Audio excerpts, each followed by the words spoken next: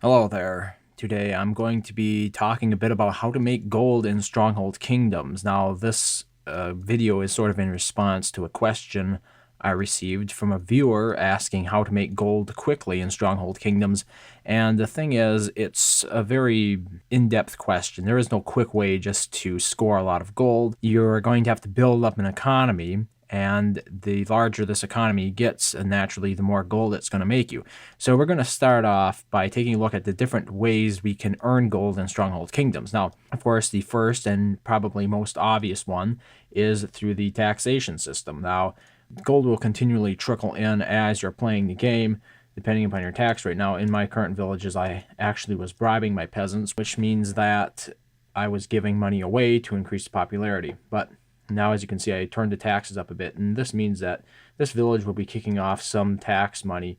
Now, the amount of taxes you'll actually get, it depends entirely on how many peasants are in that village. As I gain more peasants, the amount of taxes I will receive from them goes up, obviously. The second method of gaining gold in Stronghold Kingdoms is by selling to other parishes with your merchants. So we have to make sure that there are merchants in the village first. There are technologies you're going to need to research merchant guilds in the education tree to first gain access to the market, and then later on research transportation and commerce. Now that we have merchants, we are all prepared to sell, and selling is as simple as clicking a capital. This is pretty simple, pretty straightforward. You just select the amount of goods that you want to sell, click sell, and send them on their merry way. Now that we've covered the two main types, there is a third way to gain gold, but it is not recommended. You can play certain cards such as Lucky Gold Find, Gold Hoard, Large Treasure Mix, any of these cards right here. Obviously, they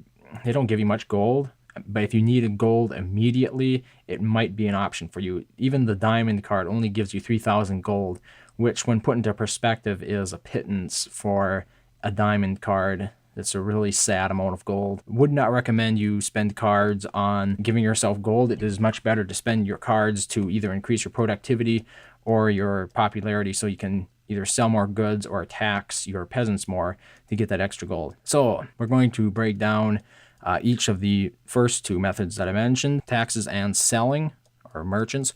So first we're going to start off with taxes, and I'm going to talk a little bit about some synergies, how you can best optimize this layout.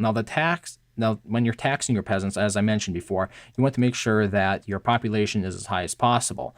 You also want to make sure that your popularity is relatively high, or at least high enough to offset the negative popularity you're going to incur when you crank your taxes up all the way to minus 90. Now, as you can see, I simply don't have the popularity in this village to cover that. So that's going to be a problem. And one of the best ways that you can work around this problem is by blessing your parish. Now, this is often overlooked by a lot of players. You can simply send monks to your parish carrying a blessing, and by doing so, it will increase the popularity in that parish for, depending upon how much research you have invested in the marriage technology, up to 36 hours per monk. Now, each monk will increase the popularity in that parish by 1, and once you send, I think it's 100, that's the maximum cap. Now, obviously, a build like this works best with the lowland village type, because you're going to be making the additional popularity off of feeding your peasants all 5 food types. There's also a lot of land in the village, the lowland village type, and maybe most importantly is you want all of your villages as condensed as possible, so that way you don't have to go sending monks to multiple parishes for the blessings. So taxes is definitely a more laid-back style of gaining gold, but it is very efficient, especially if you don't have a lot of time to dedicate to the game. You simply have all lowland villages, all 5 food types,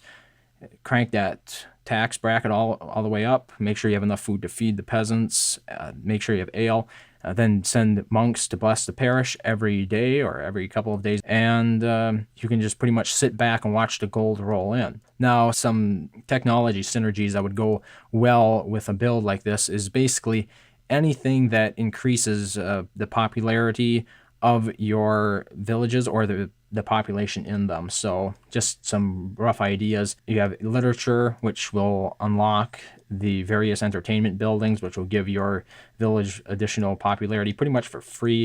You want to make sure you have enough food. So if you haven't researched food production, you might have to put some more research into those to make sure you have enough food to feed your peasants.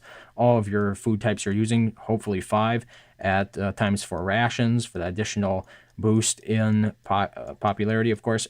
And then we also move on to monks, where you want to make sure, you probably want to max out marriage if you're going to be going the route of blessing the parish for that additional popularity.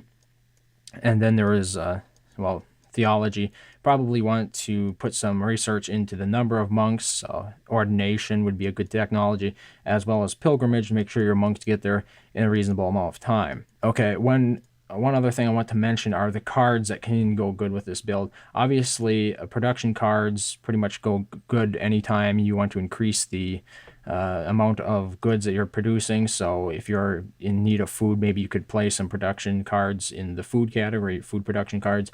Otherwise, more specifically, we have the cards that are located in the gold filter, super tax and extra tax. Now, super tax allows you an additional band depending upon which card you play. So in other words, you can go past the minus 90 or whatever, the highest tax, you can go past it an additional bracket. And extra tax makes you additional tax from that. Of course, from the taxes that the peasants are paying. Of course, the problem with doing so is going to be these are very expensive cards. Most players will not have access to them. You can't. You can actually buy. I believe it or not, you can actually buy that card. Apparently, 500 card points for it, so it's pretty expensive. But that's not going to be very feasible for most players, I don't think. And then finally, this is a card that is actually useful. It's weddings. I'm just trying to find it here. In the religion tab of the card playing menu, whatever the hell it's called. Weddings will increase the blessing duration, which means you have to bless your parishes less frequently. It is a silver card, so that's pretty cheap to buy, and that one would be a card that I would recommend if you're going to be doing some heavy blessings on your parish. It'll help you conserve faith points in the long run, and a lot of faith points at that, because it doubles them. It doubles every blessing, the length of it, effectively.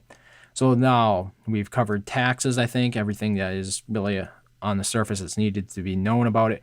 Let's move on to selling, or merchants. Selling is good for getting a lot of gold in a short period of time, which is one of the reasons you'll see a lot of fighting players use it, because more often than not, they will be active during a certain period of the day. They'll log on, put some cards into play that increase the speed of their merchants, and then sell massive amounts of goods. This is probably the best method of instantly, or almost instantly, gaining a lot of gold right away. However, there are some downsides to it. First of all, it can take a lot of time to do it. It depends upon how many villages you have. I have 40 villages in this world, and I'm telling you right now, if I had to go through every village and sell, I could easily be here for 6 hours before I even start scraping the bottom of my stockpiles, and that would be with cards in play that increase the speed and hauling capacity of my merchants. Now, unlike the taxes strategy, when it comes to selling to other parishes, your best bet is probably going to be the Highland village, and make sure to spread those villages out as much as possible. Now, the main reason for this is because, number one, the Highland village produces 2 resources in abundance that they usually sell for a lot, and those are iron and pitch especially. And also, you don't need those extra 2 food types that the Lowland village provides, of course, because you're not going to be focusing as much on popularity.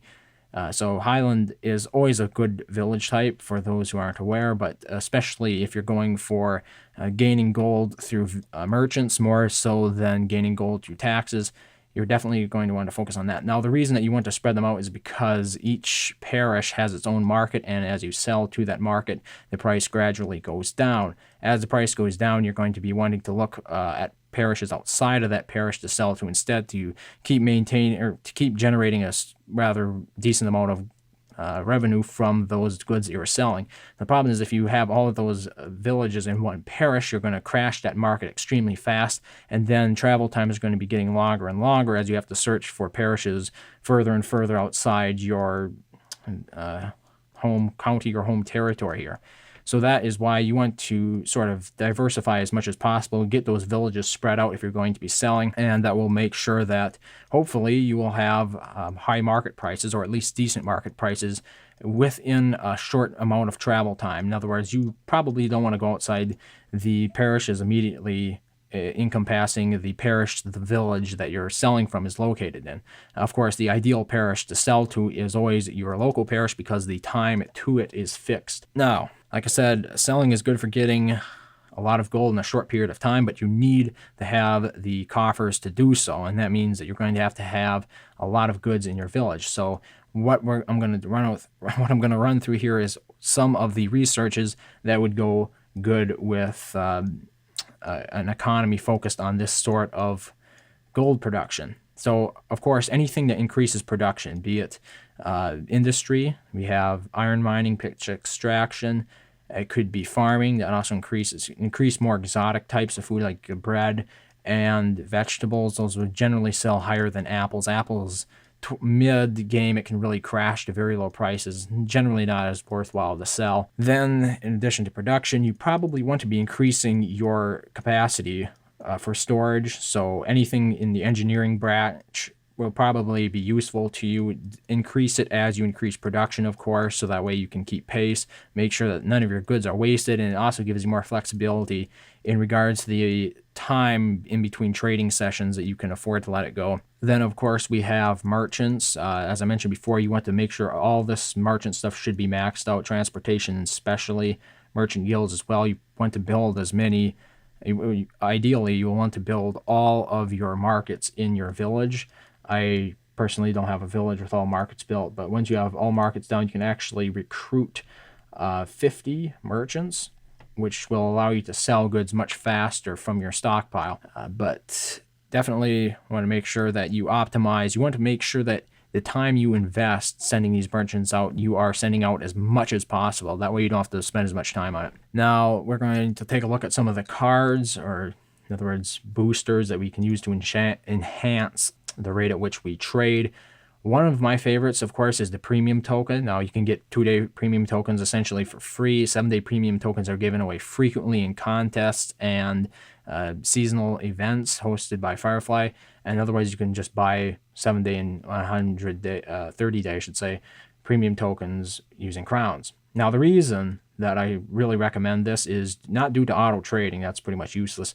But instead, the advanced trade option, which allows you to find the best price in your neighboring parishes. Now, I don't have a premium token in play in this village, but when it is in play, you will see two little stock ticker that indicate whether the stock is going up or down. Anyway, you can click those to find the best price in your local vicinity. And once again, this comes into play especially well if you have a parish and a village isolated. If you have a lot of villages in that one parish, you're going to crash the nearby markets quite quickly, and then that feature will not be as useful. That advanced trade feature to find the highest price won't be as useful because it only looks so far outside of the range of your village to find the best prices. In addition to the premium token, any cards, once again, that increased productivity because you'll be selling all that extra produce. There are ideal ones, but it depends upon the world you're in, so your ideal good might not be or might not apply across worlds. Then, of course, we have the merchant cards, which are pretty much an absolute necessity if you value your time. Carters will allow your traders to move faster across the map, and trade caravans will increase your merchant carrying capacity. Both of them are relatively cheap cards and are perfect for like 3-hour trading sessions. So, each of these cards lasts 3 hours. You can dedicate those 3 hours to a trading session and just pretty much rake in a windfall of gold by massively selling off all your goods in your villages. Now, if you have, and this should be important because a lot of players will have troops that are using up their spare unit space. You might want to send these troops to your vassals or to your parish to get rid of them and make space for all 50 merchants in that village before you start mass selling. This will save you a lot of time and allow you to sell much more of the goods that are in your village, hopefully all of them, by the time the 3 hours is up for those cards. And that is pretty much it, I think. As I've pointed out before, for more laid-back players who don't have as much time to play, obviously putting all of your villages in one parish is the ideal strategy. Just go for the tax strategy. Lowlands in one parish, if you're a very active player or you're a fighter, it generally favors the tactic or the strategy that involves you selling goods from your villages to nearby parishes. A couple of reasons why it favors this is because it allows you to spread out and claim more parishes around the territory, which is useful because fighters generally hold a lot of different parishes. They can use those armies, and they're also gaining glory points from holding those. Gaining glory points for the house, obviously. So, each of those two income streams, it focuses on a particular play style, and if you want to really leverage them, that's the sort of play style you have to go with. And you can obviously, a lot of people combine the two of them depending upon what they're doing at the moment. If they're more active in the world, then they can focus more on trading. If they're not, maybe they can rest a bit on their laurels. But you can mix it up, see where you can and where you want to go with it. And I hope that sort of gave you an in-depth introduction into gaining gold in Stronghold Kingdoms and how really to go about it most efficiently. So thank you very much, as always, for watching. If you have any suggestions for future videos or if you have any comments on this one, please let me know in the comment section below. As always, I hope to see you next time.